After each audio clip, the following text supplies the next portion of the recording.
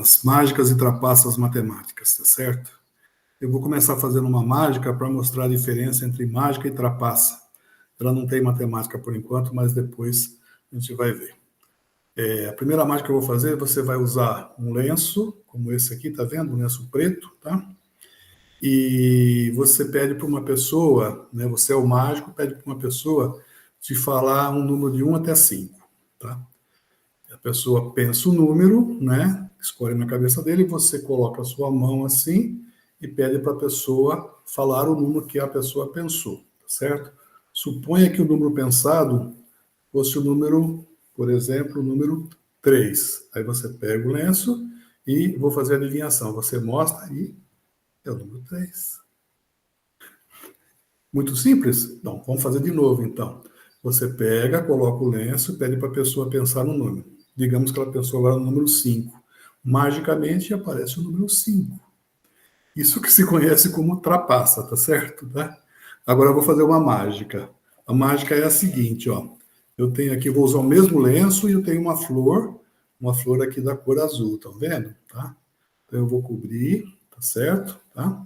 E vou pedir para a pessoa me ajudar colocando um pouquinho do pó mágico aqui. Tudo bem? Aí você vai ver que a mágica acontece. 1, 2, 3 e... não deu certo. Vamos colocar um pouquinho mais de pó mágico. Faltaram as palavras mágicas, né? Abracadabra. Ainda não? Vamos colocar um pouco mais, então. Vamos colocar tudo que eu tenho aqui de pó mágico. 1, 2, 3, abracadabra. Nada. É que eu acho que eu estou usando o pozinho errado. Vamos colocar o pó mágico agora. Mais um pouquinho e vou contar até 3. 1, 2, 3 e... Pronto, agora a mágica ocorreu, tá certo? Isso aqui é uma mágica que eu fiz antes, é uma trapaça, tá certo? Mas toda mágica é também uma trapaça, tá certo? Então é pensando nisso, a diferença entre mágica e trapaça que eu pretendo fazer com vocês algumas atividades que envolvem matemática para a gente animar a aula, para a gente dar aos alunos um gosto mesmo para gostar de matemática, para seguir os estudos aí gostando mesmo de matemática. Para fazer isso, eu tenho uma pequena apresentação, eu vou colocar a apresentação aqui e vou seguir, depois eu vou sair da apresentação e fazer mágicas, continuar fazendo mágicas aqui, tá certo? Algumas mágicas serão descritas durante a apresentação e no final eu vou fazer mais um pouco de mágica ainda, tá? Então, deixa eu colocar aqui em modo de apresentação e a gente já vai começar com isso, tá? Ok? Deixa eu só colocar aqui, só um minutinho, que a gente já vai fazer as mágicas, tá? Do slide atual, tá aqui. Okay. Bom, primeiro vou me apresentar, né? Eu sou o professor Pedro Malaguti, da Universidade Federal de São Carlos, trabalho com matemática, ensino de matemática há um bom tempo já. Gosto muito de fazer atividades para que os alunos tenham gosto de estudar matemática, principalmente crianças pequenas e pré-adolescentes, tá? O título da palestra, então, é Mágicas e Trapaças Matemáticas para o Ensino Fundamental. Bom, esse é o meu nome, vamos dizer, como professor, mas eu tenho um nome artístico. Quando eu me transformo em mágico, o meu nome artístico, você já vai entender, é esse aqui. Ele vem codificado aqui, com a letra grega Φ, a carta de baralho As, e aqui a figura geométrica, que é um cone. Juntando tudo, fica o meu nome artístico, que é Fiascone, ou seja, o que eu faço é um fiasco mesmo, então nada mais próprio do que o nome artístico de Fiascone, tá certo? Então, para nossa apresentação, eu comecei com essas duas mágicas muito infantis, que é a adivinhação aritmética, em que você mostra os dedos da mão, não é bem uma mágica, é uma trapaça, né? E também fiz a mágicazinha da flor. Isso mostra que toda mágica tem um pouco de trapaça, né? Assim, tem embutido alguma coisa que te ilude, que te engana. E o que a gente vai fazer aqui é aproveitar essa aparente dificuldade da gente não entender o número de magia para ensinar matemática, tá? Depois, quando a gente descobre como o truque funciona, isso nos dá grande prazer, né? Falar, eu sei como funciona isso. E matemática também é a mesma coisa. Quando você acaba de resolver um problema, se concentra nele e resolve o problema, você se enche de um prazer intelectual grande de ter conseguido saltar aquela dificuldade. Então, é sobre isso que nós vamos falar, tá? Vamos começar com uma primeira mágica. As mágicas são as mais simples, depois eu vou elaborando um pouquinho mais sofisticadas, tá? A primeira mágica é a maior de todas, né? Seria o grande finale, que seria esta aqui. Encontrar um caderno de um aluno onde está escrito "Eu adoro matemática", e que seja de verdade, de coração, né? Isso está cada vez mais difícil hoje em dia. Inclusive, esse caderno aqui também foi forjado, esse que está sendo mostrado aí. Então, esse tipo de adoração pela matemática existe nos alunos, principalmente os que participam de Olimpíadas, né? Mas a grande maioria não gosta muito de matemática, não. E eu não vejo motivo de não gostar, porque a matemática é tão bonita, está tão presente em tantos lugares, né?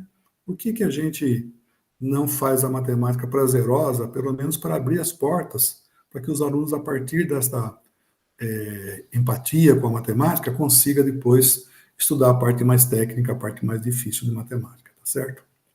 Vamos lá, então? A mágica tem uma coisa, ela para cada idade você tem a mágica correta. Não adianta fazer uma mágica super sofisticada para uma criança muito pequena e nem o contrário, fazer, né, uma mágica muito infantil para um adulto, que ele vai perceber logo, né? Coisa que eu fiz no começo aqui.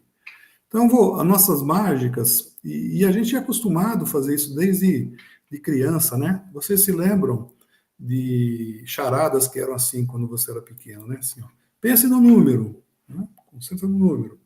Aí faz uma série de operações aritméticas e depois o mágico revela qual é o número. No fundo, todas essas mágicas de adivinhação, elas caem nesse arcabouço aqui, nesse modelo. Pensa no número. Some 1 ao número pensado. Pensei no número, somei 1. Digamos que fosse o número 6. Soma 1, deu o número 7. Aí o mágico pede, quanto deu? Aí você fala 7. Aí o mágico revela. Então você pensou no número 6. Você tem mágica nisso? Praticamente nenhuma, né? Você simplesmente subtraiu 1 do resultado que ele falou. Entretanto, eu tenho uma história bem legal para contar. Eu contei para um amigo meu que as mágicas de adivinhação essencialmente eram assim, né? Ele também é matemático. E teve um dia que a professora da pré-escola, da filhinha dele, o convidou o Dia dos Pais, eu acho que era, convidou para os pais irem na escola para fazer uma atividade e o pai tinha que subir num pequeno palco e contar para os aluninhos de 3, 4 anos de idade qual era a profissão dele. E ele é matemático, ele falou, como que eu vou explicar para uma criança o que é um matemático, né? Aí ele lembrou dessa historinha que eu contei para ele e ele, né, falou, eu sou um matemático mágico, né? Chamou um menininho e falou assim, pensa no número. Ele pensou, agora pegue o sucessor desse número, né, que vem depois dele. Digamos que ele pensou no número 3. Aí o menino pensou, que número que deu? 4. Então você pensou no número 3. Aí os pequenininhos, adivinhou. Ele adivinhou qual era a mágica. Isso mostra que crianças pequenas podem se encantar com coisas muito bobinhas assim, que ainda estão em fase de aprendizagem, estão gostando de aprender as coisas, tá certo? Então, muitas das mágicas serão bem elementares, outras serão mais para crescidinhos, tá certo? Pronto. Então, agora nós podemos começar com a primeira das mágicas.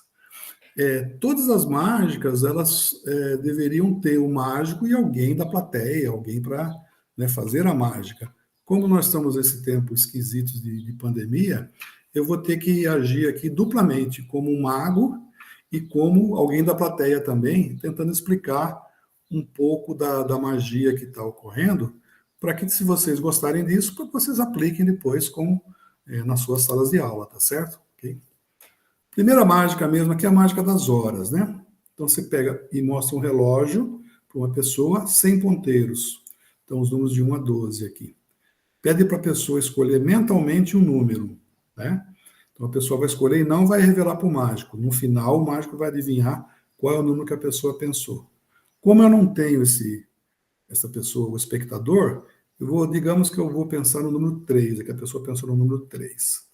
Aí você fala assim, agora você soma mais 20 ao número pensado, tá? Mas não revele nada. Então, a pessoa pensou no 3, mais 20, 23. Agora você vai contar de 1 até 23 e o mágico vai acompanhar aqui com uma varinha, né? Ele vai acompanhar as horas do relógio e vai descobrir o número que está sendo pensado. Então vamos contar junto até 23 lá.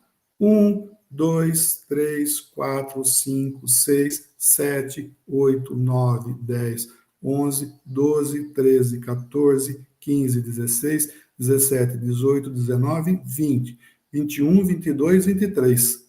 Quando chegar no 23, a varinha para exatamente em cima do 3. Então, embora o mágico não saiba qual é o número pensado, nem somando 20 não vai resolver nada, né? Não sabe o número pensado, a varinha sempre no final para no número pensado. Vou fazer novamente. Vamos pensar agora no número 7, né? 7. Soma 20 ao número 7. Quanto é que dá? 27. Então vamos começar a contar. 1, 2, 3, 4, 5, 6, 7, 8, 9, 10, 11, 12, 13, 14, 15, 16, 17, 18, 19, 20, 21, 22, 23, 24, 25, 26, 27. Exatamente aqui no 7, onde que a pessoa pensou. Isso funciona sempre, né? E por que funciona? Essa que é o grande barato aqui, né? Por que a gente sempre, a varinha sempre para no 7? Se vocês notarem bem, vou pegar um outro número aqui, por exemplo, 4, tá? 4 mais 20, 24. O que você faz aqui na contagem não interessa nada onde você coloca a varinha até chegar no 20. Então você começa aqui 1, 2, 3, 4, 5, 6, 7, 8, 9, 10, 11, 12, 13, 14, 15, 16, 17, 18, 19, 20.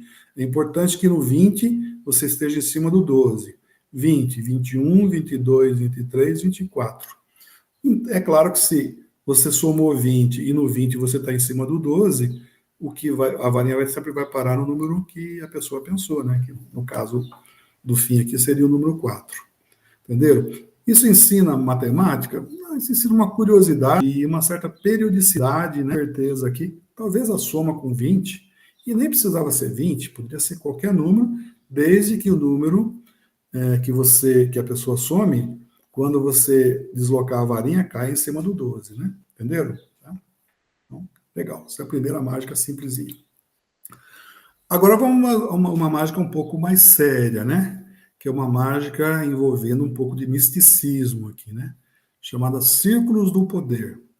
Então, quais são os elementos que constituem a sua personalidade? Então, a pessoa vai fazer de conta que é um místico aqui, um cigano, uma cigana, né?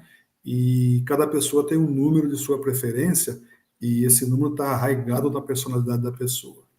Para saber qual é o número, você diz que existe na natureza 4 elementos constituintes aqui: o fogo, a água, a terra e o ar, que vão ser simbolizados por um triângulo, o fogo, por uma ondazinha assim, né, por um tio, 2 tios aqui, que é a água, um quadrado é a terra e o ar é um círculo, tá? Uma circunferência aqui, tá? E usando esses 4 elementos, escreve, não mostra para ninguém e deixa, tá? Guardado o número. No final, você vai revelar que a pessoa tem de fato aquele número. E todo o truque é feito pela própria pessoa. Basta que você dê as instruções corretas. Primeira instrução. Então, é feita a previsão e você tem que desenhar esses círculos concêntricos aqui, esses 4 círculos, e fazer essas divisões aqui antes da mágica começar, certo? Uma vez que você tem a previsão feita e o círculo desenhado, você pede para a pessoa fazer o seguinte: escrever aleatoriamente, sem se preocupar com nada, os números de 1 até 8 no círculo externo. Por exemplo, ela pode ter escrito o 1 aqui, o 2, depois o 3 aqui. É a pessoa que escreve, tá? É completamente livre. O 4, depois o 5, depois o 6, o 7 e o 8. Pronto. Os 8 números estão escritos e você não teve influência nenhuma, a pessoa fez isso de livre e espontânea vontade. Próxima instrução. O elemento fogo, que é o triângulo, deve queimar 4 dos números que você escreveu. Desenhos. Então a pessoa vai desenhar um círculo em volta de 4 números, em volta do 6, do 3, do 5 e talvez aqui do 8, tá? Isso também é a pessoa que escolhe livremente. Esses números são queimados, então eles vão desaparecer. Tá? Desaparecendo, vão restar 4 números, que é o 1, o 2, o 4 e o 7.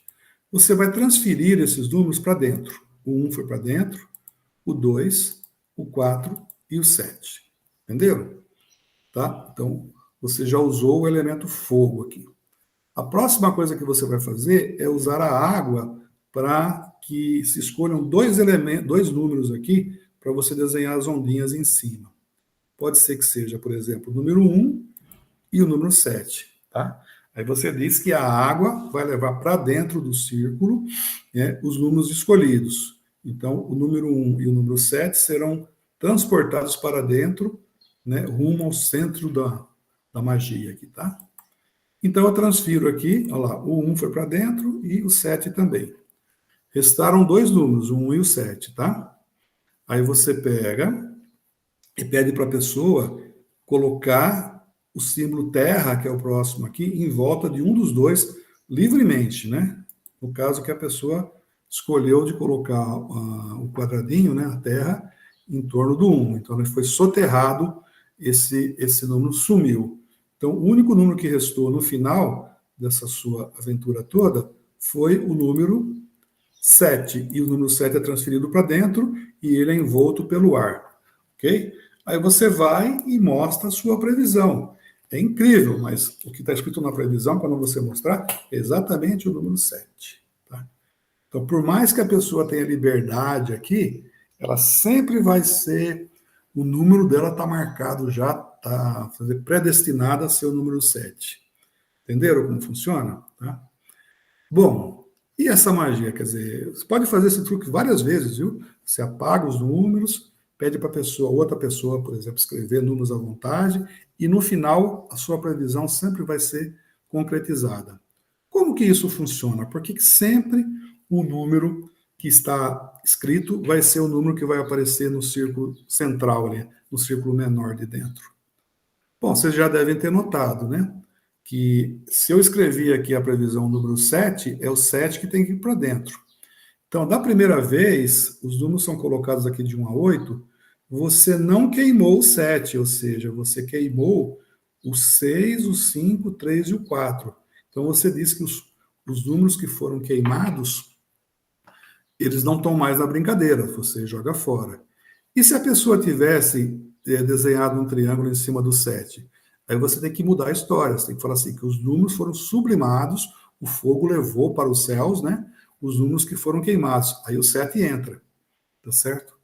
Bom, uma vez que o 7 entrou, você pede para colocar a água, né?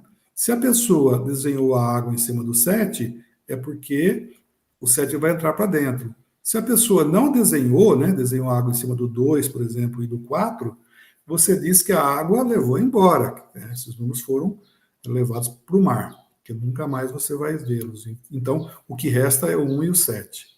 No final, sobrando o 1 e o 7, você tem que desenhar o quadrado que é a Terra. Se ele desenhou o quadrado do número 1, você diz que o número 1 foi soterrado. Então, o que sobreviveu foi o 7. Né? Se você escrevesse o quadrado em torno do 7, você diria que o 7 criou raízes. Então, é ele que vai frutificar na sua personalidade. Então, é o 7 que entra para dentro. Então, através dessas perguntas de sim e não aqui, de desenhar, eu vou conduzindo a pessoa até que ela conclua que o número final ali sempre é o número 7. No caso, porque eu fiz a previsão com o 7. Vocês entenderam? Então, isso sempre funciona e causa um efeito psicológico bastante grande, que as pessoas não entendem essa dinâmica de passar para dentro, para fora, e, né, o que está acontecendo ali, né? Então, esse é um número de magia simples também, mas que envolve uma matemática aí de escolhas, né, de você fazer opções, tá certo? E tem um algoritmo que sempre funciona, ou seja, faça a previsão e aí vai conduzindo, né? Eu já fiz essas mágicas com crianças de 7, 8 anos de idade, elas entendem perfeitamente como funciona, né? E ficam admiradíssimas como é que eu adivinhei o número, porque a pessoa tem total liberdade de escolher os números, escolher os elementos, e no final sempre dá certo. Entenderam? Tá? Bom, então vamos passar para mais uma? Vamos lá? Essa é uma mágica também bastante própria para crianças pequenas, que são calendários mágicos, né? Isso em caixas de mágica, em geral, vem. E eu fiz umas adaptações aqui para a gente se divertir um pouquinho mais, tá? São 5 calendários. Esses calendários são 5 calendários iguais, exceto pelas cores aí, né? No primeiro calendário, a data em vermelho é a número 1, que é um feriado. O dia 2 não, é um dia de trabalho. Dia 3 é outro feriado. Dia 4 é dia de trabalho. E assim vai, ó. Um dia você trabalha, um dia é feriado. Um trabalho, um feriado. É uma proposta aqui de você ter muitos feriados no mês, né? No segundo calendário, o dia 1 é um dia de trabalho, mas o 2 e o 3 são dias de folga, tá? Certo? No terceiro calendário, 1, 2 e 3 eu trabalho, 4, 5, 6 e 7 são dias de descanso. Depois o 8, 9 e 10, né, são dias de trabalho. E assim vai. Nesse quarto calendário, até o dia 7, uma semana inteira eu trabalho. Depois eu descanso do dia 8 até o dia 15. Depois trabalho de 16 a 23 e descanso o resto do mês. E o último é bem radical. Trabalho de 1 até 15, 15 dias de trabalho, e depois o resto do mês aqui, que são 16 dias, né? Você descansa, tá? Bom, para que servem esses calendários? Esses calendários permitem você adivinhar o dia que a pessoa nasceu. E também o mês, se você continuar a mágica, né? Mas o dia que a pessoa nasceu é uma coisa bastante legal. Você apresenta esses 5 calendários e pede para a pessoa te dar pouquíssimas informações. A informação é: a data do seu aniversário está em vermelho, né? Está grifada em vermelho? Se estiver, te interessa. Se estiver em preto, você nem leva em conta, tá? Vou dar um exemplo. Por exemplo, a pessoa me fala que no segundo e no terceiro calendários, só no segundo e no terceiro, a data está em vermelho. Ela não está em vermelho nem no primeiro, nem no quarto e nem no quinto. Somente no segundo e no terceiro aqui. Imediatamente você fala: você nasceu no dia 6. Mas como é que você sabe? Como é que você decorou esses calendários todos? Vamos ver, tá? Suponha que a pessoa tenha falado para você que somente nos 2 últimos calendários que a data de nascimento dela está em vermelho. Nesse aqui, no quarto e no quinto. Você não precisa nem pensar muito, você diz o seguinte: você nasceu no dia 24. Tá? Se fosse no primeiro e no último, a pessoa teria nascido no dia 17.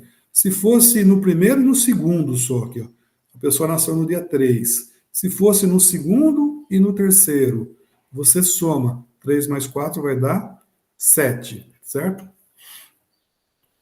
Como é que você faz isso?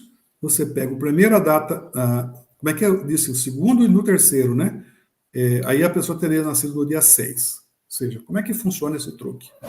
Funciona assim, ó. Você tem aqui, se você notar bem, a decomposição do número na base 2, aqui são os números ímpares, significa que o dígito da unidade da base 2 existe, ele é um... Aqui, ó, ele tem um grupinho de 2 elementos dentro dele, né? Então, junto com 2 elevado à primeira, o dígito que acompanha é 1. Aqui é o 4, que é 2 ao quadrado, aqui é o 8, que é 2 ao cubo, e aqui no final é 2 à quarta, tá? E a gente sabe que qualquer número se decompõe como uma soma, né, na base 2, né, de números que são potências de 2, acompanhados pelos dígitos 0 ou 1. Tá? Então, uma vez que você tem entendido isso, é muito fácil fazer o truque. Por quê? Suponha que a pessoa nasceu no primeiro calendário, nesse aqui de cima, e no quarto. Você olha a primeira data em vermelho aqui, é o número 1. Grava na sua cabeça, número 1. E depois olha o outro aqui, é o número 8. 8 mais 1 deu 9. Então a pessoa nasceu no dia 9. É importante que sejam só as datas em vermelho, né? As datas em preto, o dígito é 0, não entra na conta. Suponha que a pessoa tenha nascido nos 3 primeiros calendários. Qual a conta a ser feita? É o número 1, somado com o número 2, que dá 3, somado com o número 4, que dá 7. Então, se a pessoa nasceu e apontou que o seu aniversário está nos 3 primeiros calendários, ela nasceu no dia 7, tá? Se você tiver um horóscopo, aí você pode dar áreas de magia, né? Se você falar qual o seu signo do zodíaco, suponha que a pessoa nasceu no dia 7 e seja do signo de Virgem, tá? Então você vai e lê o horóscopo dela e procura, sem contar para a pessoa, essa data aqui, ó. Ela nasceu no dia 7 e Virgem vai de 23 de agosto a 22 de setembro. Se ela nasceu no dia 7, só pode ser no dia 7 de setembro, porque Virgem compreende esse espaço aqui de tempo, e o dia 7 está aí no meio, só pode ser dia 7 de setembro. Então, além de adivinhar a data do aniversário, você também adivinha o mês que a pessoa nasceu, né? Então, só que lendo o horóscopo, você pode fantasiar bastante, né? Eu quero gastar um tempinho mais para a gente entender melhor essa mágica aqui, se vocês entenderam, acho que entenderam, né? Então, o truque todo é somar sempre os números primeiros em vermelho dos calendários que a pessoa apontar que o dia do seu aniversário está em vermelho. Então, mais uma vez, se a pessoa nasceu nos 2 últimos calendários aqui, a data aqui é 8 e a do último é 16. 8 mais 16 dá 24. É rápido fazer essa conta, tá? Por que ela funciona? Eu peguei aqui o número 11, né? O número 11 são 11 bolinhas aqui, eu vou agrupar de 2 em 2, tá certo? Que eu vou usar a base 2, usar a base 2 é fazer grupinhos de 2. Se fosse a base 10, eu faria grupinhos de 10, mas eu mudei a base, tá? Então são grupinhos de 2 elementos. Esses grupinhos de 2, eu posso também agrupá-los de 2 em 2. Cada grupo de 2 é agrupado de 2 em 2. Então ficam grupinhos de 4. E esses 2 grupos de 4 podem ser agrupados como um único grupo de 8. Então, aqui eu entendo que o número 11, de fato, ele é 8, que é o grupo grandão, mais 2. O 11 também está no segundo calendário. E o primeiro número em vermelho no segundo calendário é o 2. Esse 2 aqui, esse grupinho de 2 aqui que ficou isolado do grupão aqui. Depois, no terceiro calendário, o 11 não está em vermelho, então você não leva em conta. Mas no quarto calendário, o 11 volta a estar em vermelho. E a primeira data em vermelho é 8, que é o grupo grande aqui.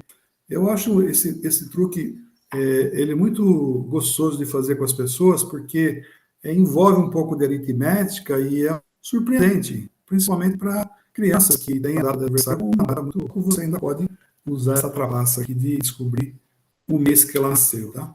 Mas se ela também não acreditar, você pode repetir a mágica fazendo o seguinte: o mês 1 é janeiro, o mês 2 é fevereiro, o mês 3 é março, e assim por diante até o mês 12, que é dezembro.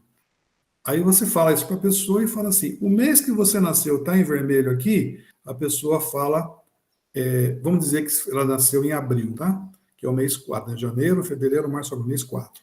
Está em vermelho aqui no primeiro? Você olha, não está. E no segundo está em vermelho? Não.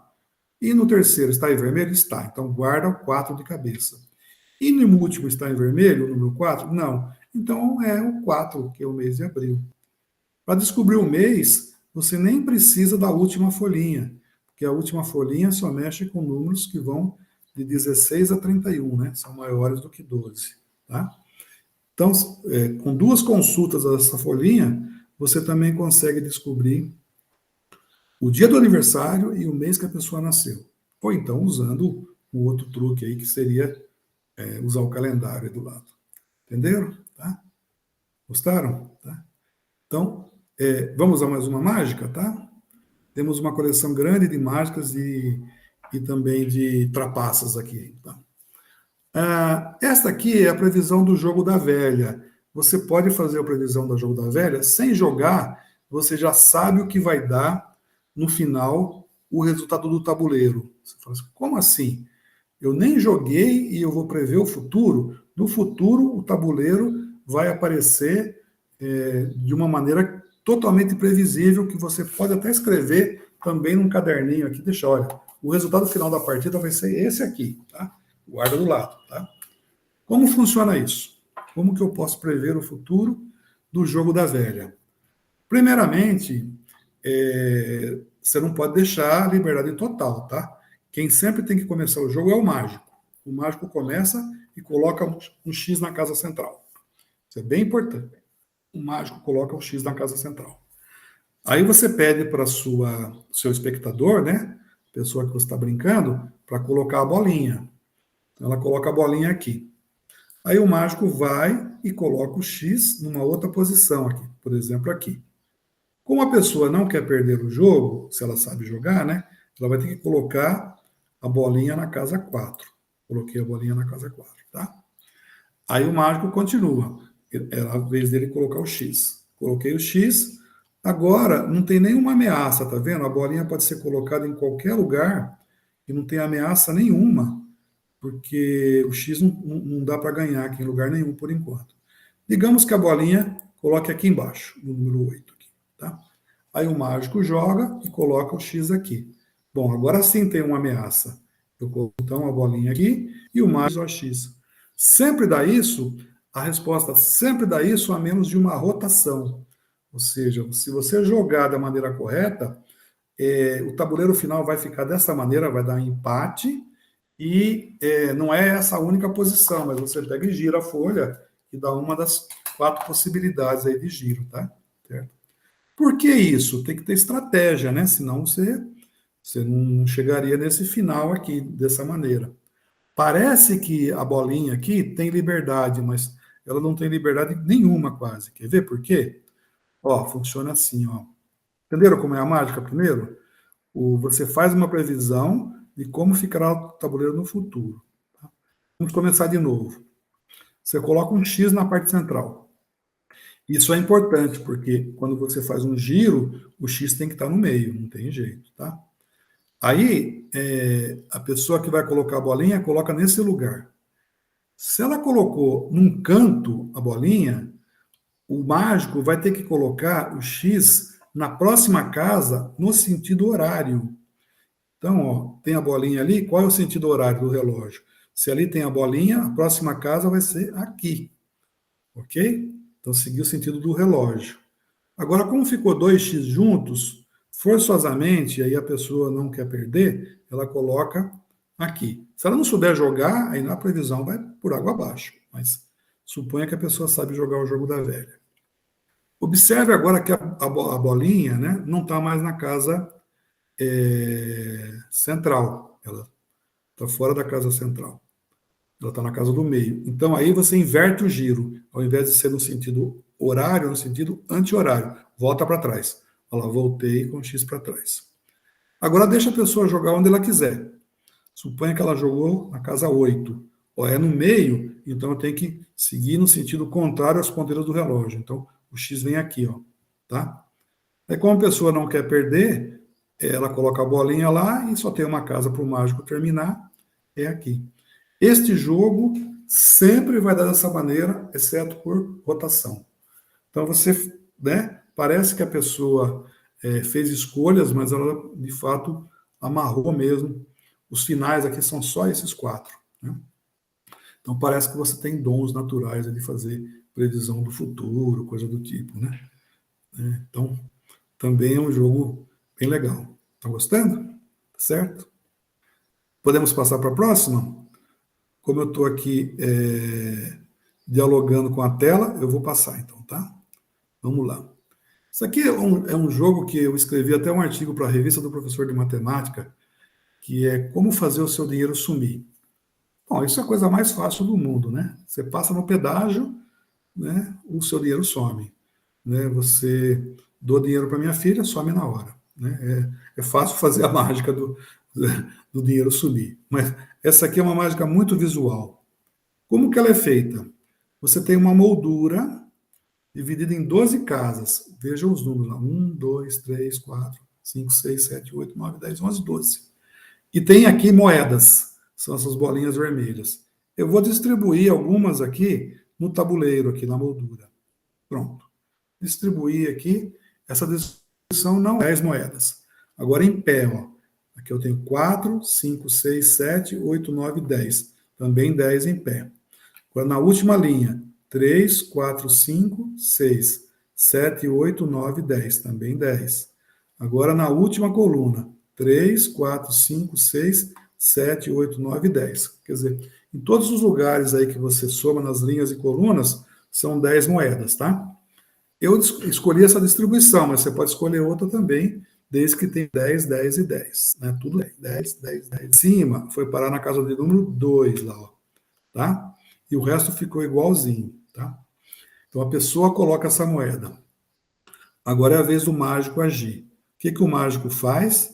O mágico vai mudar as moedas de posição. Olha o que ele pode fazer. Ele pode, por exemplo, fazer essa mudança aqui. Eu vou fazer de novo. Ó, da casa 1 para a casa 5. Ó, certo? Ele pode mudar também outra mudança aqui. Ó. Mudei da casa 10 para a casa 11. Tá? Agora vamos contar quantas moedas ficaram em cada linha e coluna. Somando a primeira linha, vai dar 3, 4, 5, 6, 7, 8, 9, 10. Somando a primeira coluna, vai dar 3, 6, 7, com 3, 10. A última linha embaixo, 3 mais 1, 4, 4 mais 2, 5, 4, 5, 6, 7, 8, 9, 10 também.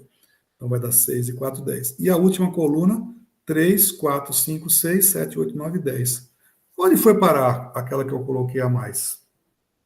Eu coloquei uma moeda a mais e continua dando 10, 10 e 10. O legal é que essa mágica pode repetir. Eu vou colocar uma outra moeda agora. Presta atenção, quer ver? Ó? Ela foi parar, onde foi parar a moeda agora? A moeda foi parar na casa de número 1 lá, ó, tá vendo? Eu vou repetir aqui. Ó. Foi para a casa de número 1. Então aumentou uma moeda a mais. Tá? A pessoa coloca uma moeda a mais na casa de número 1. Aí o mágico vai mexer com as moedas sem retirar nem colocar nenhuma, só vai mudar a posição. Então, ó, a primeira coisa que ele faz é mudar de 4 para 6, aqui, ó, de 4 para 6. Tá? Segunda mudança é de 9 para 10, aqui, ó, de 9 para 10. Terceira mudança que ele pode fazer é esta aqui, ó, de 5 para 7. Tá? Vamos contar as moedas novamente. Vai dar, na primeira linha, 4, 5, 6, 7, 8, 9, 10. Primeira coluna, 4, 5, 6, 7, 8, 9, 10. Última linha, 2, 4, 6 com 4, 10. E a última coluna, 2 com 3, 5, mais 1, 6, 6 com 4, 10. É uma coisa incrível, você coloca as coisas e parece que você faz a contagem, em cada linha ou coluna fica sempre 10. É claro que tem trapaça aqui, porque ninguém pode colocar uma coisa e ir desaparecendo aí, né? Tá? Então, vou deixar para vocês pensarem um pouquinho qual foi a trapaça que eu fiz. Só espero que vocês tenham entendido direitinho, né? Ó, vou repetir aqui o último truque aqui. Aqui, ó, vou colocar uma moedinha a mais na casa de número 1. Coloquei. Aí eu fiz mudanças agora. A de número 4 foi para 6, e a de 9 foi para 10, e também a de 5 foi para 7. E ficou tudo 10, 10 e 10 de novo. A distribuição ficou tudo com 10, né? Tá? Pense um pouquinho, mas se você quiser colocar uma pequena teoria matemática nisso, aqui tem uma, que seria chamar a quantidade de moedas em cada um das casas do tabuleiro de letras aí, né? Então eu vou fazer uma conexão com sistemas lineares. Na casa de número 1 eu coloco a letra A, quer dizer, tem A moedas aqui, B, C, D e assim por diante, tá? Então é claro que eu tenho 4 restrições aqui. A mais B mais C mais D tem que dar 10, que são 10 moedas. E A mais Z mais G mais I também deu 10. A última linha, I mais J mais K mais L deu 10. E a última coluna, D mais F mais H mais L também dá 10, tá? Quando você adiciona uma moeda, no lugar de A vai ficar A mais 1. Se fica A mais 1, é claro que essa primeira linha aqui vai ter 11 elementos, como também a primeira coluna, que vai ter 11 elementos, tá? Então, o sistema linear mudou. O coeficiente aqui constante, né? Esse coeficiente do segundo membro aqui era 10, ficou 11, porque você acrescentou 1. Só que quando você faz a mudança significativa é tirar a moeda do canto aqui e abaixar para cá. Então, aqui tinha D moedas, mas quando eu abaixei aqui, fica com D menos 1 moedas. Só que, em compensação, o F ganha uma moeda a mais, fica F mais 1. E no canto inferior aqui esquerdo também, ó, se eu transfiro uma moeda aqui da posição I para J, fica I menos 1, mas fica J mais 1, tá? Mas o incrível é que agora, o que você tira de uma equação é compensado aqui na outra. Então, A mais 1 mais B mais C mais D menos 1, cancela o 1 com menos 1, dá o mesmo A mais B mais C mais D. Então, volta a dar 10 de novo, tá? E a mesma coisa na coluna aqui, ó. A mais 1 mais E mais G mais I menos 1, quando você somar tudo, o mais 1 cancela com o menos 1 e a coisa volta a ter os 10 novamente. E você pode repetir esse número muitas vezes, porque o sistema aí vai admitindo, você pode repetir até aparecer números negativos aí você tem que parar, né? Tá? Então dá certo sempre. Entenderam? Tá? Então mais um truquezinho, meio com trapaça aí para você fazer dinheiro sumir. Tá? Vamos para mais uma então, tá? Agora eu vou parar um pouquinho com as mágicas e quero fazer uns comentários sobre a importância de fazer isso em sala de aula, tá? Por que a gente faz esse tipo de, vamos dizer, divulgação científica da matemática em sala de aula? Bom, primeiro eu peguei um pensamento aqui de um filósofo muito antigo, lá de 300 e pouco antes de Cristo, Aristóteles, acerca da ciência, em particular da matemática, tá? Dizia ele lá, né? A ciência nasce do espanto admirativo que os seres humanos têm diante de uma situação problemática, mas não é um impulso espontâneo, sendo causada por uma aporia, isto é, uma dificuldade insolúvel para o pensador. Ou seja, está dizendo que você só aprende esse espanto admirativo quando você tem que enfrentar uma dificuldade, alguma coisa que uma aporia significa uma dificuldade aparentemente insolúvel. Então você tem que ter um desafio para aprender. Nas mágicas, o desafio é muito claro, é descobrir como o mágico fez a trapaça, é isso. Em matemática, o desafio é resolver o problema, você dar uma solução, é você ter coragem de enfrentar o problema, ficar horas pensando nele às vezes, para dar uma solução depois. Quando você consegue fazer isso, te enche de uma felicidade, de um prazer intelectual enorme, né? Isso Aristóteles já dizia, e ele tinha total razão, né? Então, sobre essas coisas, sobre a lógica de resolver problemas, que eu vou comentar um pouquinho agora, e depois eu volto a fazer mais mágicas aí, um pouco mais com materiais preparados, tá?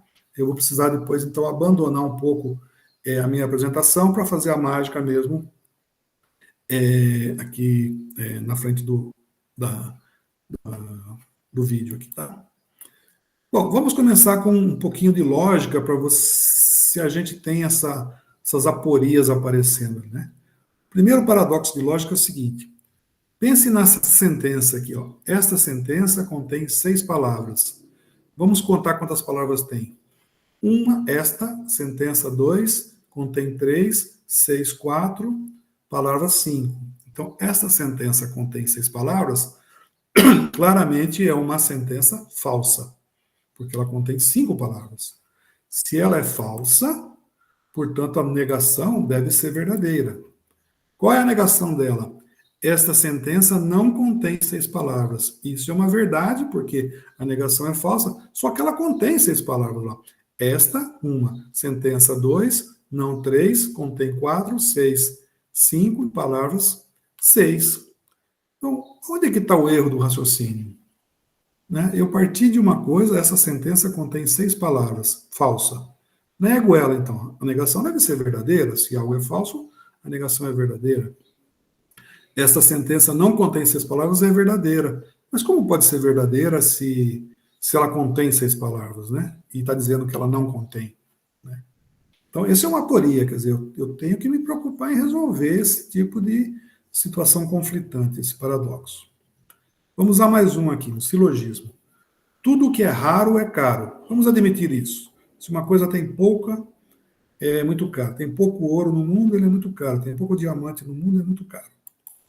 Um carro bom e barato é raro. É difícil encontrar um carro bom e barato. Conclusão, se você juntar as duas coisas, um carro bom e barato é caro. Mas peraí, é barato ou é caro a coisa? Tem uma situação conflitante aqui também, não estou entendendo como o carro pode ser barato e caro ao mesmo tempo, tá certo? e o meu raciocínio está errado, aonde é que está, né, o erro aí, né? Então, esse tipo de, aparentemente, problema insolúvel pode levar ao gosto por resolver problemas e você entender, eu quero saber como o meu pensamento erra, como o meu pensamento funciona aqui, qual é o paradoxo envolvido aí, né? Tá? Vamos agora a questões mais ligadas mesmo com Olimpíadas, né? Isso aqui é uma questão típica de Olimpíada, que é apaixonante, eu gosto muito, né? Que você tem que usar a dedução lógica aqui, divisão em casos, usar seu raciocínio para descobrir. Que problema é esse? Olha lá. Existe um prêmio dentro de uma das caixas, mas somente um rótulo é correto, somente um. Onde estará o prêmio? Aí tem as informações aqui, ó. Primeira caixinha está aqui, segunda não está aqui, terceira não está na caixa 1. Qual é a única informação que você tem? Que somente um rótulo é correto e que você, só um rótulo ser correto. Então, tem uma coisa que é verdadeira, mas a segunda caixa diz que não está aqui. Isso também seria verdadeiro. Então, se a primeira é verdadeira, a segunda também seria. E não pode ter duas coisas verdadeiras simultaneamente devido ao enunciado. Então, a conclusão é que isso é falso. Tá? Vamos à segunda, então, ver se ela é verdadeira. Ela pode ser verdadeira ou falsa. Se ela for verdadeira, de fato, o objeto não está aqui. Então, ele pode estar na primeira caixa, mas não está, tá? Porque é falso que ela está aqui, ou na última. Se ele estiver na última, ela não estaria na primeira caixa. Então, teria duas coisas verdadeiras também. Então, a segunda coisa também é falsa. Então, a única que pode ser verdadeira é a terceira. Então, a terceira é a verdadeira. Bom, mas não é isso que eu quero saber. Eu quero saber onde está o prêmio. Onde está o prêmio? Na caixa número 1? Bom, não pode ser, porque a caixa número 1 diz que está aqui. E é falso isso, então não está na caixa de número 1. Tá? Na última caixa não me informa muito, não está na caixa 1. É verdade, mas não me informa onde está o prêmio. Agora, fatalmente o prêmio tem que estar na caixa do meio, porque ele tem que ser falso. Então está escrito que não está aqui, a negação disso é que está aqui. Então está aqui no meio. Estando aqui no meio, agora está tudo compatível aí, né? Tá? Primeira afirmação é falsa, a segunda também, a terceira é verdadeira. E o prêmio, de fato, está na caixinha do meio. Né? Então, eu fiz meu método de resolver talvez não seja o mais rápido, é o meu método, mas ele envolve um pouco de esses caminhos que a mente é levada para você resolver um problema de matemática. Eu acho bem bonito quando a gente entra nesse reino, né, de raciocínios aqui para fazer deduções e descobrir as coisas, tá? Vamos agora a mais uma mágica, mas envolvendo lógica. Essa mágica não vai ter muita graça fazer ela à distância, ela é muito legal fazer presencialmente, mas como a gente não está dando para se encontrar, eu espero que vocês possam fazê-la presencialmente, tá? Funciona assim, ó. O mágico chama um casal ao palco, duas pessoas, e pede que eles combinem entre si que um falará a verdade e o outro a mentira, mas não revele isso. Mas a partir de um certo momento, uma pessoa vai falar a verdade e a outra vai falar a mentira, mas o mágico não sabe, tá? Tá combinado, tá? Segunda coisa, o mágico entrega o seu relógio, o relógio do mágico, ao casal e pede que um dos dois esconda, sem que ele veja também. Então, as pessoas pegam o relógio, colocam as mãos para trás, uma vai ficar com o relógio e a outra não vai ficar com o relógio, certo? Só que o mágico também não vê isso. Então, ele não sabe quem fala a verdade, quem fala a mentira, e não sabe quem escondeu o relógio. Ele não sabe de nada por enquanto. Mas, com apenas uma pergunta, ele descobrirá com quem está o relógio, e mesmo não sabendo isso, quem fala a verdade e quem fala a mentira, e quem escondeu o relógio. Então, a pergunta seria: que pergunta o mágico deve fazer para que ele descubra com quem está o relógio? Existe uma pergunta padrão, pode ser que tenha mais de uma, mas tem uma que a gente vai ver aqui agora, que é bem legal, que é esta aqui. Ó. A pergunta seria a seguinte: O relógio está com quem está mentindo? Se ele fizer essa pergunta, ele vai descobrir com quem está o relógio. Como pode, né? Como pode uma única pergunta revelar tanta coisa, né? Não sabe quem mente, quem fala a verdade, com quem escondeu o relógio, quem não escondeu. Vamos analisar os casos. Vamos lá. Primeiro caso, a pergunta foi feita para a pessoa que fala a verdade, que ele não sabe quem é, mas fala a verdade, e o relógio está com ela. O que a pessoa responderia? Se ela tem que falar a verdade e o relógio está com ela, qual é a pergunta? O relógio está na mão de quem está mentindo? A pessoa vai responder não, não está na mão de quem está mentindo, não. Tá? Então, esse não aí revela que o relógio está com ela. A pergunta foi feita agora para a pessoa que fala mentira e o relógio está com ela. Tá? Se o relógio está com quem está mentindo, então a resposta correta da pergunta seria sim, o relógio está na mão de quem está mentindo. Só que a pessoa é mentirosa. Ela não pode responder sim, ela tem que responder a mentira. Então ela também responde não. Conclusão: se a pessoa respondeu não, isso indica que o relógio está com ela. Mais um caso. A pergunta foi feita para a pessoa que fala a verdade e o relógio não está com ela. Então, qual foi a pergunta? O relógio está com quem está mentindo? A resposta correta seria sim. Então, a pessoa fala a verdade, ela fala sim.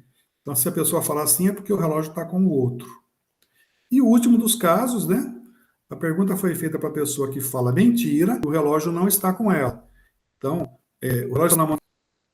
Se a resposta foi sim, é porque está com a outra pessoa. Então, você sempre consegue adivinhar. Tá? Esse tipo de raciocínio é muito legal de ser feito porque as pessoas confundem dupla negação aqui. Você tem que tomar cuidado porque, em geral, elas respondem errado. Principalmente a pergunta de número 4. A pergunta foi feita para a pessoa que fala mentira e o relógio não está com ela. Então, qual é a pergunta? O relógio está na mão de quem está mentindo? A resposta correta seria não. Mas como ela tem que mentir, ela responde sim. Tá? Mas sempre você adivinha. Legal? Tá? Então, essa é mais uma mágica usando lógica. Tá? Bom, agora chegamos então no principal problema do professor de matemática, né? Que é responder a seguinte pergunta: o que eu faço para que os meus alunos tenham interesse em estudar matemática? Essa é a nossa grande dificuldade, porque os atrativos fora da matemática e fora da escola são inúmeros, né? Você tem um mundo inteiro a explorar, e se você não mostrar onde a matemática está, onde ela tem, o que ela tem de belo, você não vai conseguir chegar no aluno, né? Então, o que fazer? Bom, tem algumas sugestões. Primeiro, vamos pensar, entender como os alunos pensam. Então, tem uma história em quadrinhos aqui, da Mafalda, né, do cartunista Quino, né? E esse menininho Felipe vê uma mosca voando e diz o seguinte: as moscas é que são felizes, não tem que ir à escola. Como eu gostaria de ser mosca. Voar à vontade, não tem que estudar a tabuada, nem aguentar a professora. Olha a mosquinha, nem. Plaft.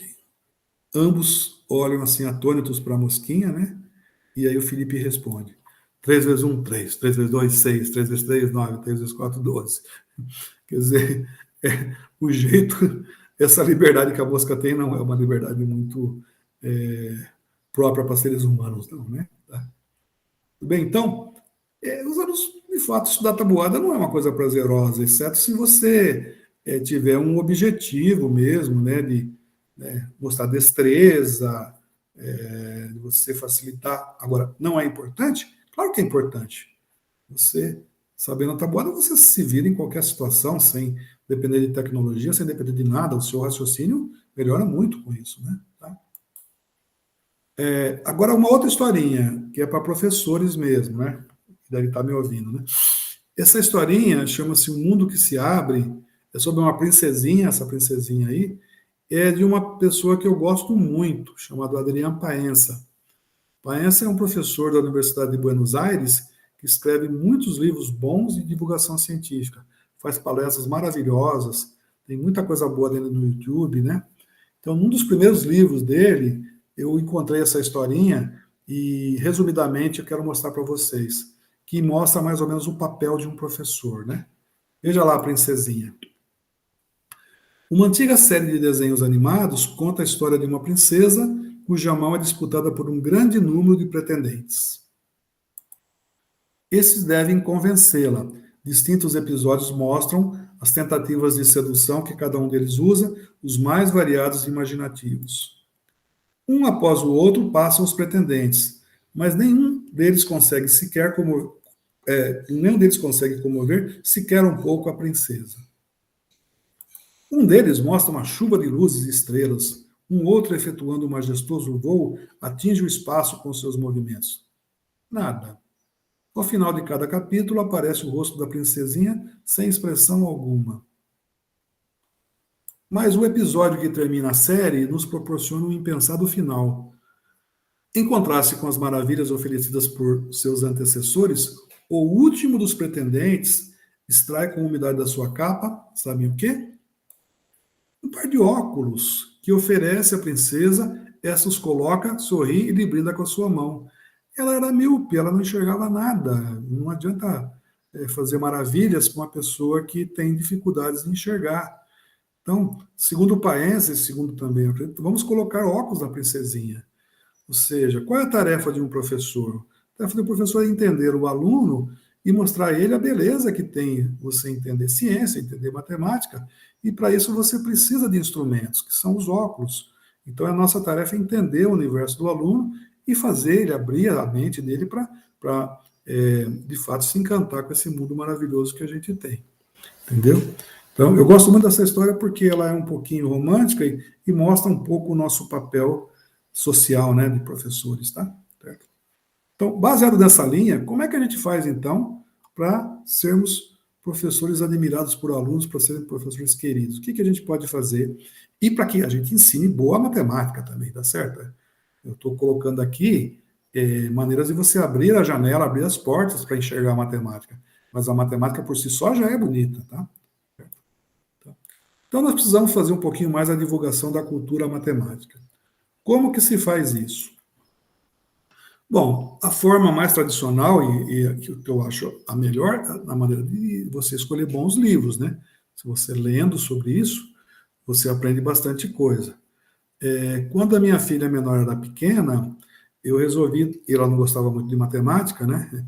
Para desgosto do pai, eu resolvi comprar um bom livro de divulgação científica para ela se interessar por matemática.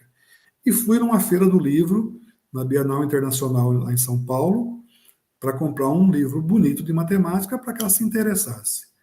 E nessa vez que eu fui nesta Bienal, tinha lá acho que 5 quilômetros de livros, assim, você ficava o dia inteiro olhando livros, era um passeio maravilhoso.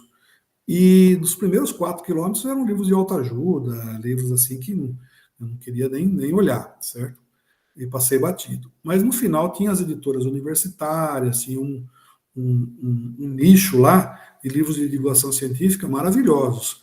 Então, eu cheguei nessa conjunto de estantes, arranquei um livro da prateleira para dar uma olhada, era um livro de biologia, que eu abri assim, e um dinossauro se montou assim na minha frente, abrindo a boca, assim, fazendo um movimento assim de montagem. Falei, nossa, que bonito isso, né?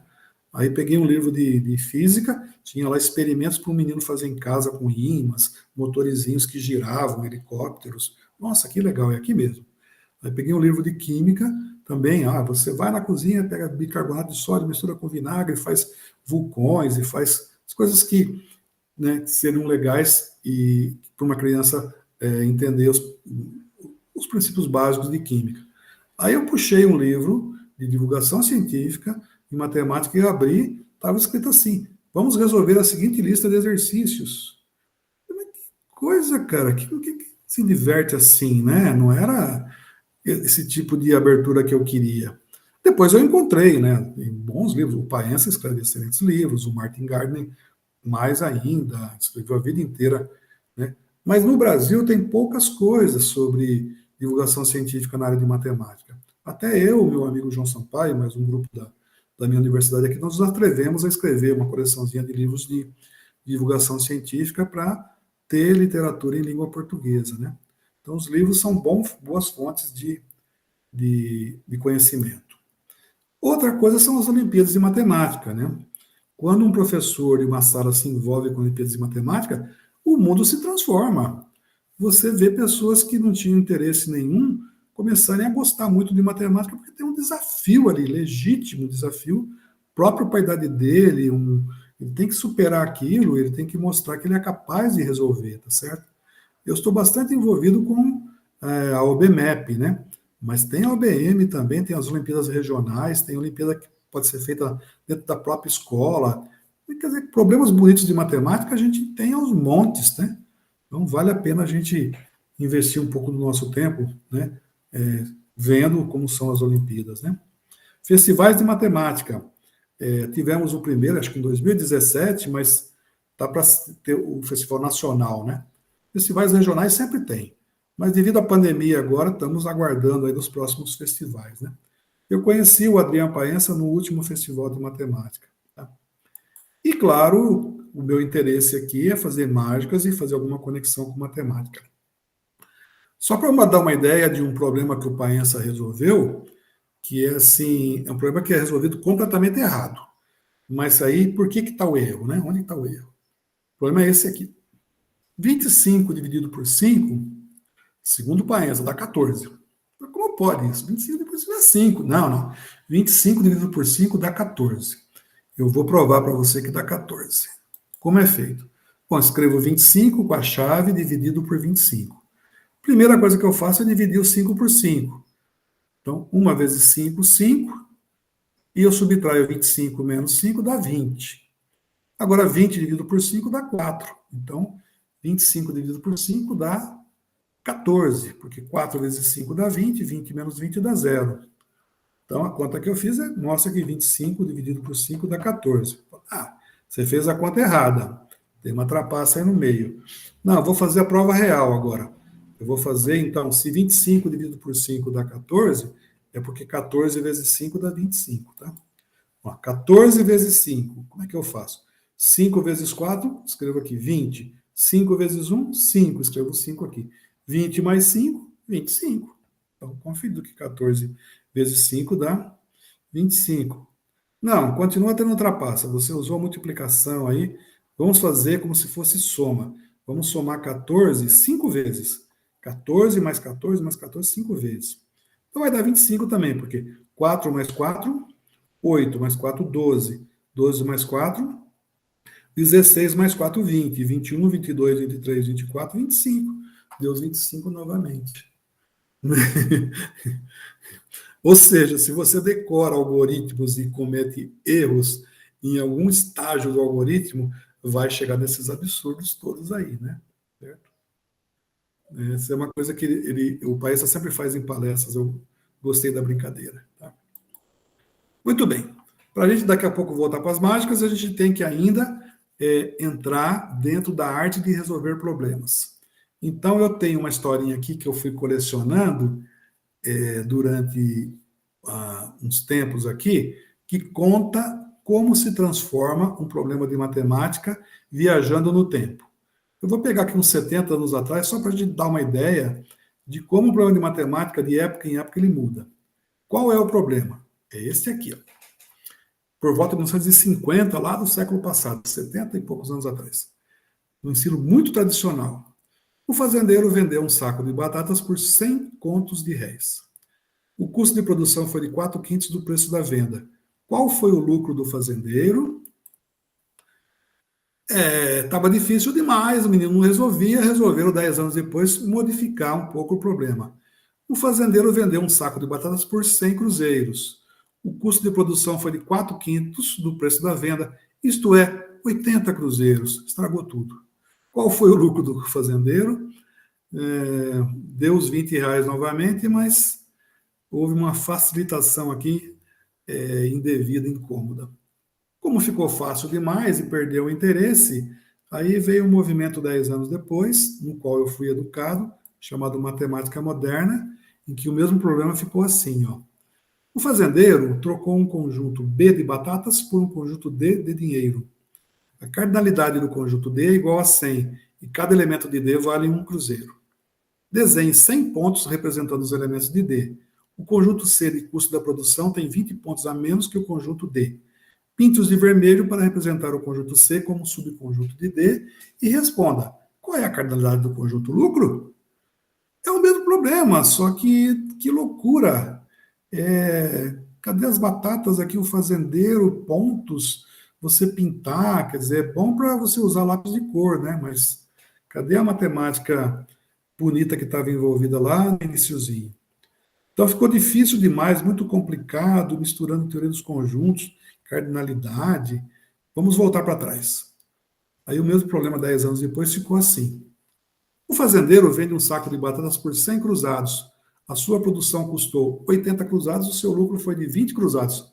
Sublinhe a palavra batatas e discute em grupo com os seus colegas. Pronto.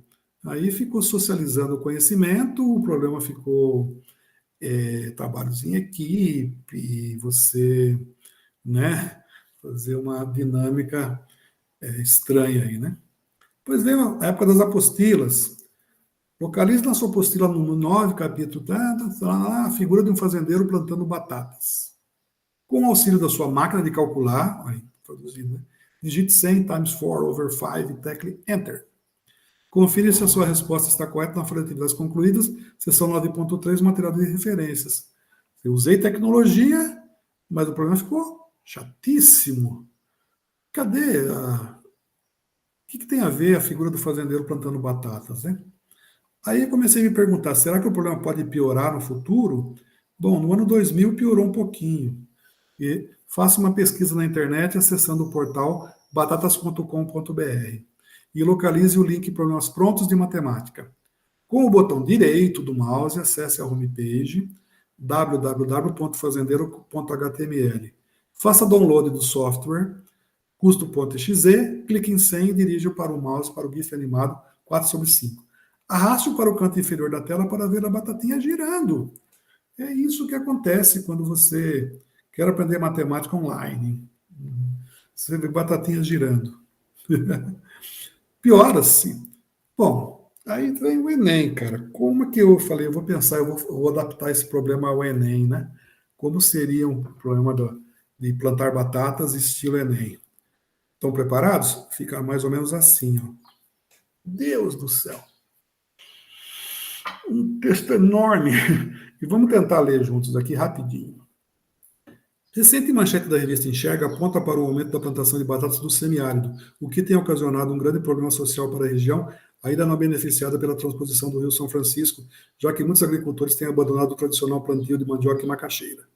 O preço da farinha de mandioca subiu 20% no último ano, segundo dados da Associação das Farofeiras da Zona da Mata. Que história é essa, cara? Que conta que eu tenho que fazer aqui? De acordo com a notícia vinculada em 30 de setembro de 2013 pela Enxerga, o preço médio de comercialização de um saco de batatas de 60 quilos na região semiárida é de $20, ou seja, aproximadamente R$ 100. Se o custo de produção é de $27, admitimos que esse seja de 4 quintos, ou seja, de 80% do preço da venda, e que a inflação seja nula desde então, assinale a resposta que melhor indica o lucro médio atual de um plantador de batatas da referida região. Caraca, tanto número e o que tem a ver, né? Que conta que eu tenho que fazer? Qual a informação relevante aqui? Sabe? Tá? É o mesmo problema, né? Tá? Bom, como está difícil demais, e eu uma vez fui viajar lá fui na Bienal da SBM, lá em Juazeiro do Norte, eu resolvi adaptar o problema à região lá e fiz um cordel chamado Saco do Fazendeiro. Vocês vão ver que os meus dotes artísticos para fazer poesia são excelentes, tá? O mesmo problema na forma de cordel. Estão preparados? É o seguinte, já dizia um conto antigo, batatinha quando nasce faz ramas pelo chão, fazendeiro que vende batatas, 4 quintos gasta na produção. Se um saco custa R$ 100, qual será o lucro então? Pronto, ficou pelo menos mais sucinto, né? Rimando um pouco aí, do que os enunciados anteriores, né? Tá? Agora, o mesmo problema agora para a gente melhorar no PISA, ou seja, como a gente vai muito mal nesse exame internacional, eu vou propor variações desse problema para os estudantes brasileiros irem bem. Primeira variação. O fazendeiro vende um saco de batatas por R$ 100. O custo de produção é de R$ 80. Assinale a alternativa que corresponde ao lucro. Vamos ver a alternativa. Alternativa 1, 20. 2, R$ 20. 100 menos 80. Uma nota de 20, cara. E a alternativa final, todas as alternativas anteriores. Com certeza vão acertar essa questão, tá? Outra, o fazendeiro vende um saco de batatas por R$ 100. O custo de produção é de R$ 80. O lucro é de 20. Está certo? Sim ou não? Pode ser que tenha gente que erra, que erre ainda esse tipo de coisa. Finalmente, o fazendeiro vende um saco de batatas por R$ 100. O custo de produção é de R$ 80. Se você souber ler, coloca um X no 20. E aí tem as alternativas. É terrível, mas às vezes a gente passa por isso, né? Tá? Matemática atual do futuro, aqui é a minha filha no celular, né? Digitando esse problema no celular, que é uma linguagem incompreensível para mim. Aê, risadinhas aí. Galera, tô afim de TC. O título de matemática pirou, cara. Tava misturando batatinha com, sei lá, tipo assim, de uma parada de um cara que se ferrou plantando batata, tá ligado? Vou criar uma comunidade, eu odeio matos, mas adoro chips. Falei, já é. Beijos, beijos, see you later. E abraços e sorrisos aí, tá? E se vocês quiserem, a gente pode adaptar também, criar uma página no Facebook, a página do plantador de batatas com o nosso querido cara de batata aqui, tá certo? Quer dizer, o problema vai ainda continuar por longos anos, com variações assim esdrúxulas, tá? Bom, então, isso é uma brincadeira, é óbvio, mas é uma brincadeira séria, ou seja, se a gente não tomar cuidado, a gente perde a essência mesmo, que é a dedução, o raciocínio, a capacidade de você enfrentar uma situação nova com as ferramentas que você tem, tá? Muito bom. Agora a gente vai voltar então em algumas mágicas matemáticas, tá? Eu vou sair aqui do modo de apresentação e vou realizar mais algumas poucas mágicas com vocês. Vamos lá. Então, deixa eu parar a apresentação. Tá? Aqui estou eu de novo, tá certo? Agora tem um conjunto de pequenas mágicas aqui que eu gostaria muito que vocês apreciassem, tá? Para isso eu vou ter que fazer uma adaptação, quer dizer, eu vou colocar aqui uma mesa improvisada. Veja se vocês enxergam, estão enxergando a mesinha, tá? Ok? E vou fazer algum conjunto de mágicas aqui, algumas envolvendo aritmética, outras envolvendo geometria, lógica, tá? A primeira delas são esses copinhos e dados. Aqui eu tenho uma caixinha com um dado invisível. Aqui eu tenho 3 dados, ó. 1, 2, 3. 3 cubinhos, então? Dá para ver? 3 cubinhos. Aqui tem um quarto cubinho, que é um cubo invisível. Claro que vocês não estão vendo, porque ele está aqui dentro, mas ele é um cubo invisível, tá? E agora eu vou fazer a mágica, tá? Então, eu vou pegar o copo e vou colocar aqui, copo comum mesmo, né? Vou colocar o segundo aqui e o terceiro aqui, tá? Então, como se realiza a mágica? Você coloca o dadinho no copo do meio, tá vendo aqui? Empilha, tem que ter a varinha mágica, né? Dou um toque mágico e, né, magicamente, o que acontece é a travessia que foi para o R4 voltou para o R3, tá? Aqui, de novo, o primeiro copo, o segundo e o terceiro copo. Coloco aqui o dadinho no copo do meio, empilho, tá? E magicamente aparecem 2 dados. Estão vendo? 2. Mais uma vez, aqui, aqui e aqui.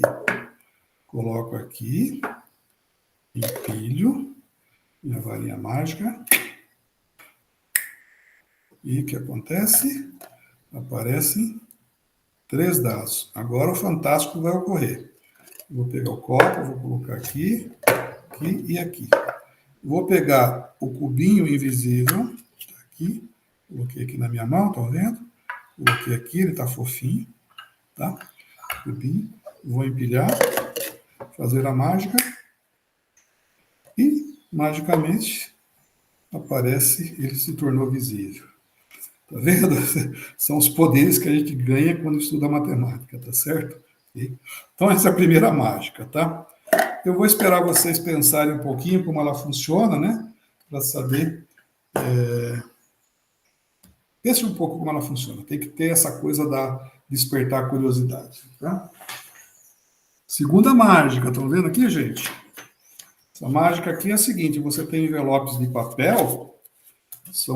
Quantos envelopes eu tenho aqui? Eu vou contar. Tem um amarelo, tá? Estão vendo? Um azul, um verde e um vermelho, tá? São 4 envelopes.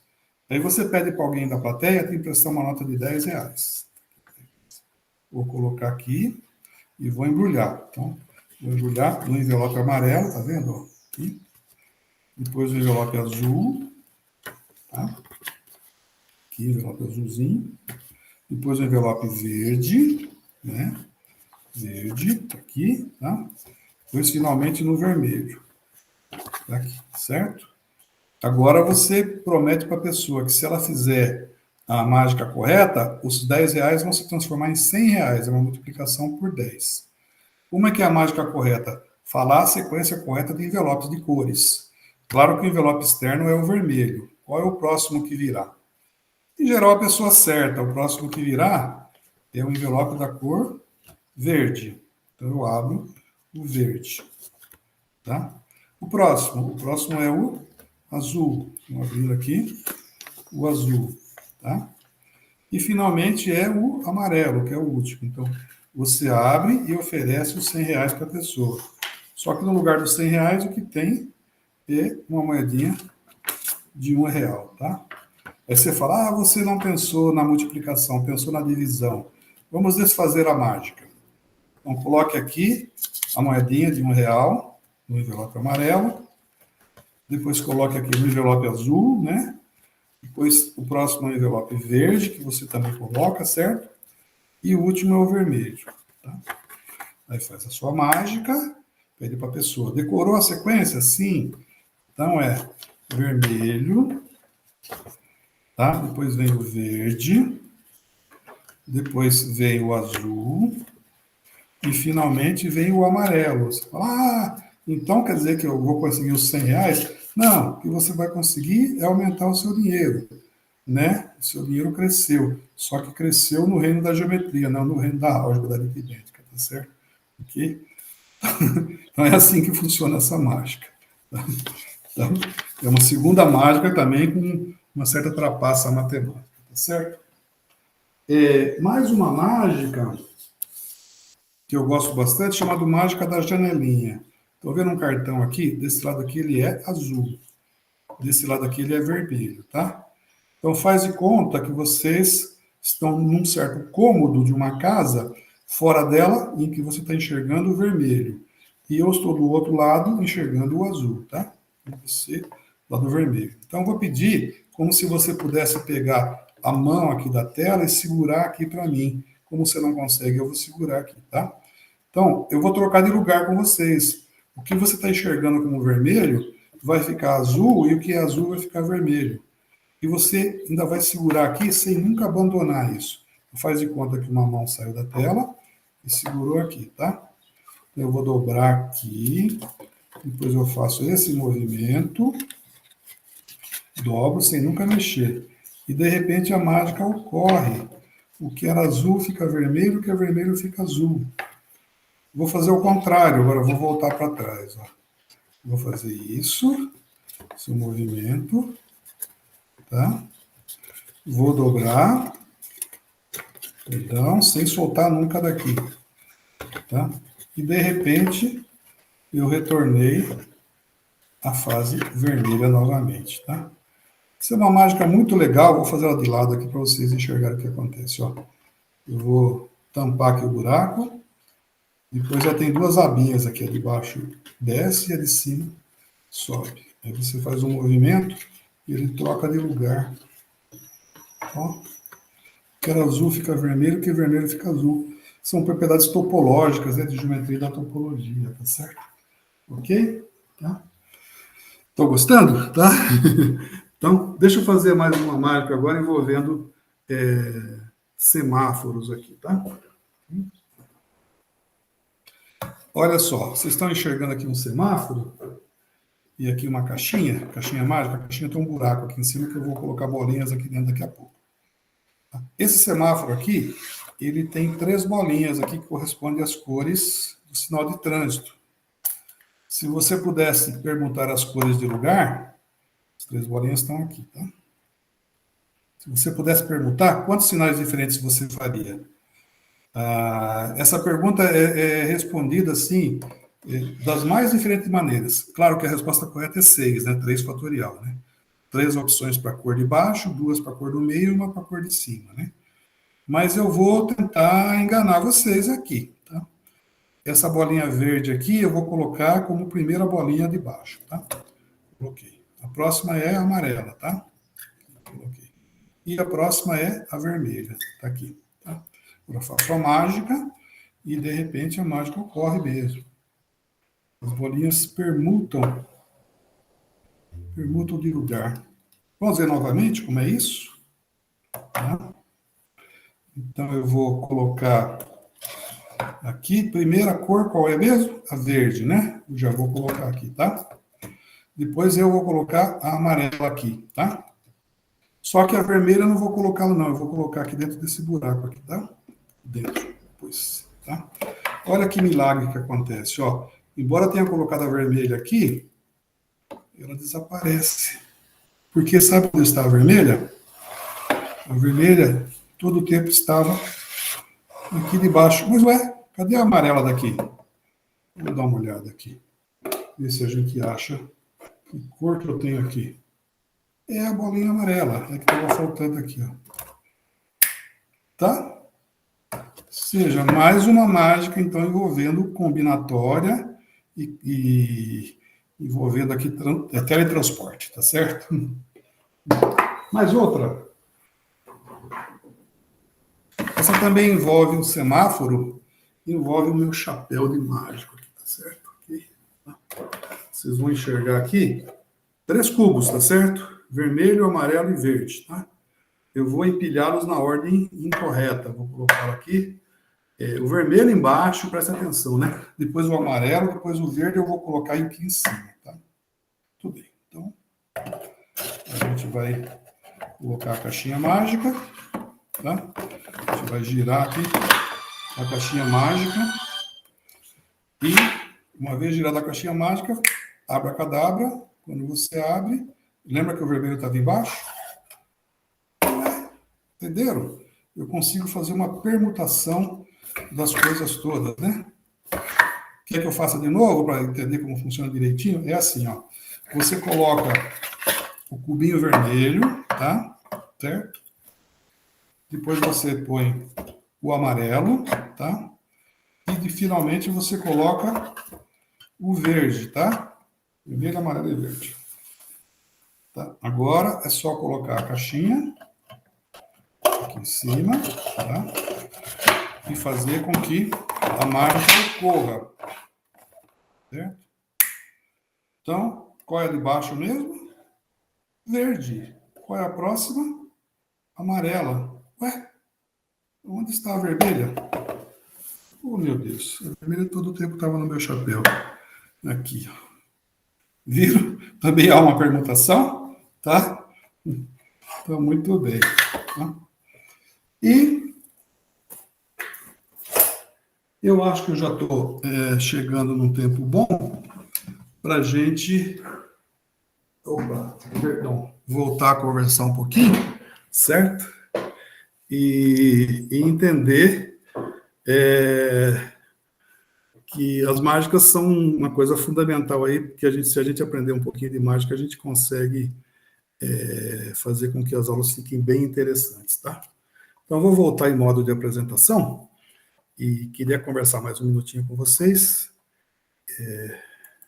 sobre a possibilidade da gente usar mesmo tanto mágicas como problema de Olimpíadas, como coisas interessantes, né? Para ensinar matemática. Deixa eu partilhar novamente aqui. Compartilhar. Está aqui. No slide atual, tá? Então, a gente viu algumas pequenas mágicas, né? os dados, as coisas todas, existe uma quantidade enorme de mágicas, tá? Vocês, né, mágica da janelinha, semáforos, todos, né? Mas o que eu queria mesmo é mostrar para vocês que, além de mágicas, vocês podem usar situações curiosas que envolvam, de alguma maneira, o desafio de lógica. E a gente encontra muitos erros de lógica, assim, que são bem engraçados. E eu queria mostrar uns poucos erros de lógica aqui que eu tenho também colecionado, para que a gente use isso como um alerta aos alunos, assim, para ver o que está acontecendo, né? Deixa eu dar um exemplo aqui, vocês vão entender. Por exemplo, 16 dividido por 64 é igual a um quarto? Claro que é, porque 4 vezes 16 dá exatamente 64. Mas o que acontece se você cancelar os 6 das unidades com os 6 das dezenas aqui? Também não dá um quarto? Também não um quarto, mas está errado completamente fazer isso. Você não pode cancelar um 6, lá tem um significado, o outro 6 de baixo é 60, não pode cancelar 6 com 60. Mas no caso a conta dá certo. Você fala, puxa vida, que coincidência. Aí a pergunta seria, quais seriam outros números que têm essa mesma propriedade? Você faz cancelamento, será que só foi esse ou tem mais outros? Então isso já dá um belo problema de Olimpíada, né? Triângulos com área zero, se você decora a fórmula, você não sabe matemática, cara, porque esse triângulo aqui deveria ter área zero para quem decora a fórmula. Por quê? A forma aqui calculada de um triângulo é base vezes altura dividido por 2. A base é um pontinho, mede zero vezes a altura, zero vezes qualquer coisa, dividido por 2 dá zero. Tá? Escreva o ano que você nasceu em algarismos romanos. Isso aqui eu acho uma graça. Todo mundo entende o ano que a pessoa nasceu. É esse aqui. M e X e X e X. Que ano que a pessoa nasceu? 1999. Mas está completamente errado, assim, porque não é sistema romano isso, porque os romanos não seguiam um sistema posicional, né? Tá? Mas quando você está aprendendo esse erro de lógica, olha, não, alunos não façam isso porque está uma confusão aqui. Está misturando o sistema romano com o sistema posicional de base 10. Aí, né? Tá? Na mídia também aparece em cada notícia que você fica espantadíssimo, né? Por exemplo, essa aqui, ó. Mais de 100% das crianças foram vacinadas. Teve jornalista que publicou isso.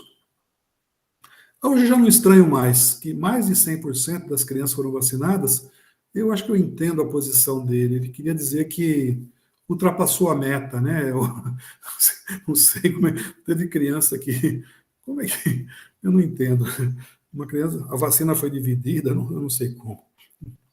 Encontrando um número primo 4 vezes maior que o anterior. 4 vezes maior. O cara está falando até o fator, né? Como é que pode ser primo e ser 4 vezes um outro número, né? Tá. Hotel aqui de final de semana aqui em São Carlos, 79 fatorial. Esse hotel é caro. Muito caro, certo? 79 vezes 78 vezes 77, assim por diante. Tá? Ok? Aqui está o meu e-mail, os meus contatos, né? Aqui está um bonequinho que eu gosto muito, que não sei se eles são semelhantes ou são congruentes. E aqui o casal de matemáticos, a famíliazinha, o pai é y igual a constante, e a mãe é x constante, em pé, e a filhinha é cartesiana, xadrezinha ali, né? Tá? E para terminar mesmo, vou dar um escape aqui, a mágica da flor, porque todo mágico ele tem que usar sua varinha mágica, tá? Então vou parar de compartilhar, parar a apresentação.